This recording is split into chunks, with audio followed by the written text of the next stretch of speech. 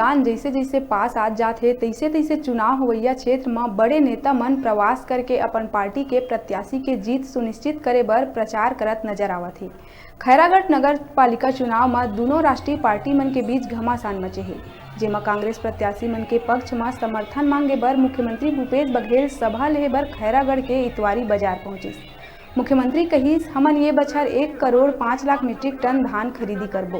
खैरागढ़ ला जिला बनाए के संकेत देवत हुए कहिस, जनता ऊपर निर्भर है, जनता चाहिए तब बनही जिला।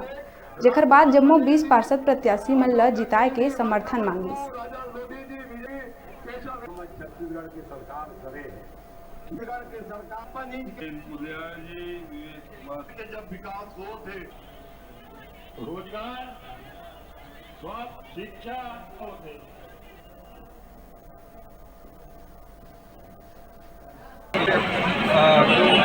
जो हमारा हिस्सा था, तो भीख नहीं मांग रहे हैं, वो हमारा हिस्सा है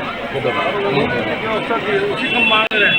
जैसे हमारा 20,000 करोड़ रुपये दे देते, हम सारे काम जिन साथियों की जो मांग है, जो आंगनबाड़ी कार्यकर्ता हो, चाहे हमारे किसानी हो, चाहे पेंशन हो, चाहे हमारे शिक्षक हो, सबकी मांग हम पूरा करेंगे। आने वाले समय में खैरागढ़ जिला बनेगा क्या, ऐसा संकेत देनी है क्या?